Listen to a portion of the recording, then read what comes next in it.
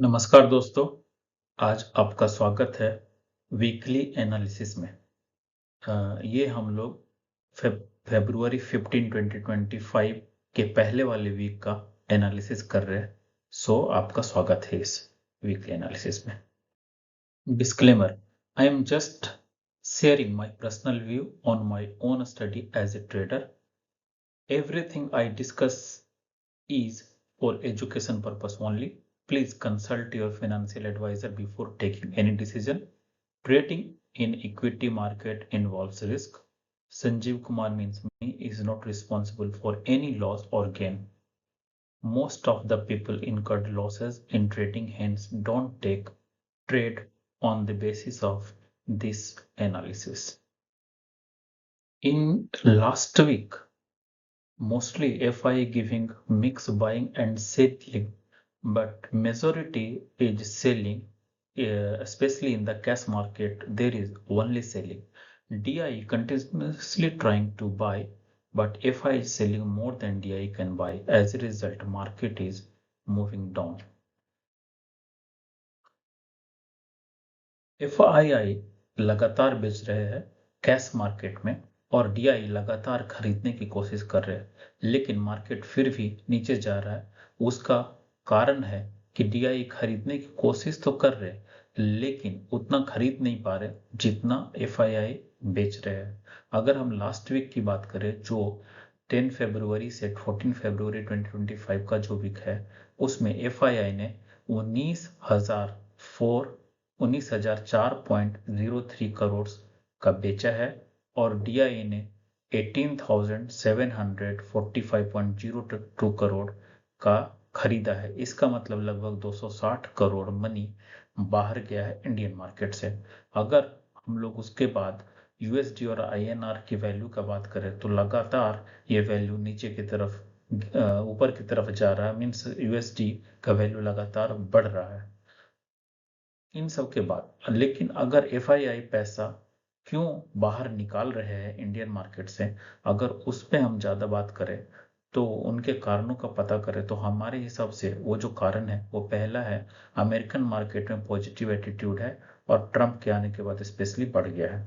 दूसरा, रुपीस का वैल्यू लगातार नीचे गिर रहा है। तीसरा, इंडियन गवर्नमेंट टैक्स बढ़ा रही है जिनसे उनको ज़्यादा फायदा होने का चांस नहीं है लॉन्ग टर्म में। और next, American, European and Chinese market में पॉजिटिव परफॉर्मेंस हो रहा है, जिसके कारण लोग पैसा यहाँ से निकाल के उन जगह पे लगा रहे हैं जहाँ पे उनको ज़्यादा से ज़्यादा प्रॉफिट मिल सकता है। और अगर हम लोग निफ्टी 50 चार्ट का एनालिसिस की बात करें तो मंथली बेसिस पे लगातार 5 महीने से निफ्टी नीचे गिर रहा है। गिरते गिरते लगभग 3300 पॉइंट से ज्यादा गिर चुका है। अक्टूबर 2024 से लेकर लगातार मार्केट नीचे की तरफ गिर रहा है।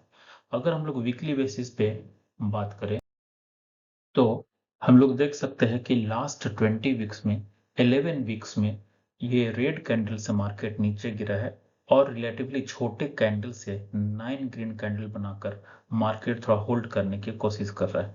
लेकिन ओवरऑल अगर हम लोग देखें तो 3300 पॉइंट्स नीचे ट्रेड कर रहा है निफ्टी, और लास्ट वीक तो लगभग 400 पॉइंट का रेड कैंडल बनाकर मार्केट निफ्टी 50 नीचे गिरा है।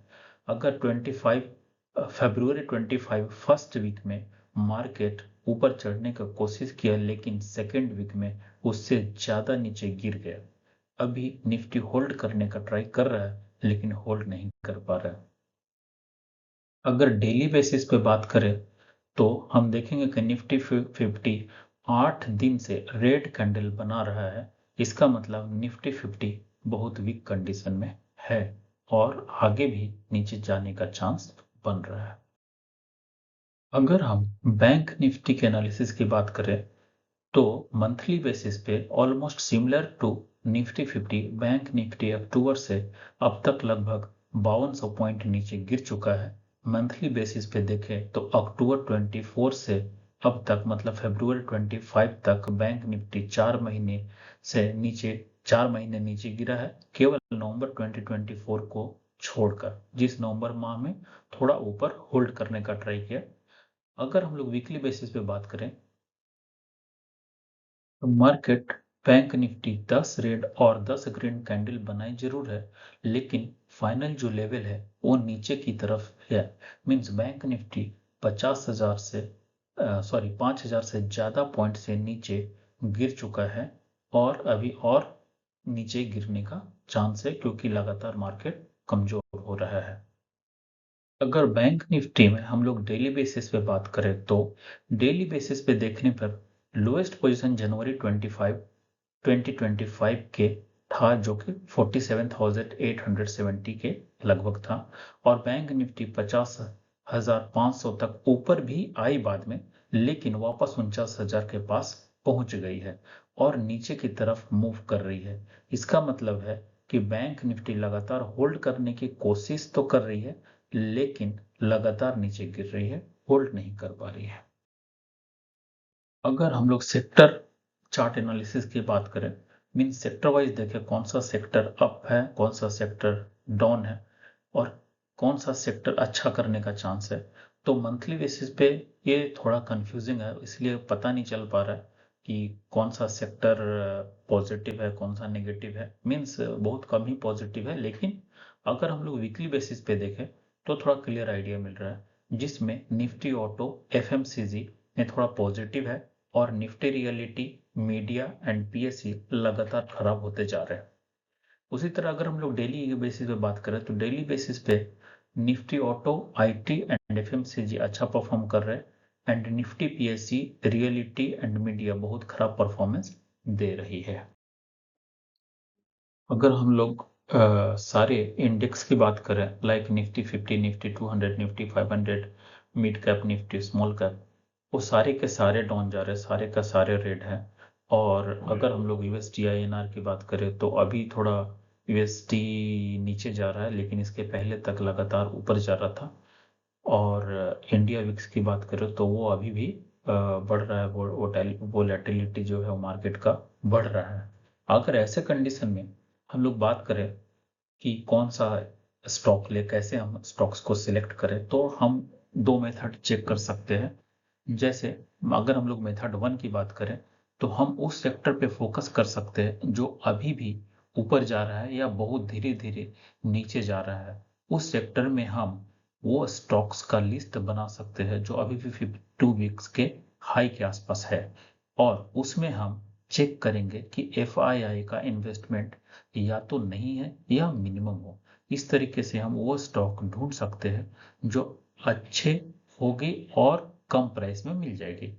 अगर मार्केट वापस ऊपर जाता है तो ये बहुत ज्यादा चांस है कि वो स्टॉक में तो प्रॉफिट सबसे पहले आएगी। अगर हम लोग मेथड सेकंड की बात करें तो जो स्टॉक से फंडामेंटल अच्छा है और जिनका लास्ट क्वार्टर का रिजल्ट पॉजिटिव आया है और जिनका सेक्टर भी अभी ज्यादा नहीं गिरा है, उन स्टॉक्स पे पैसा लगाने से मार्केट वापस ऊपर अगर जाता है तो अच्छा प्रॉफिट मिलने का चांस है। So for now that's all and thank you for watching this.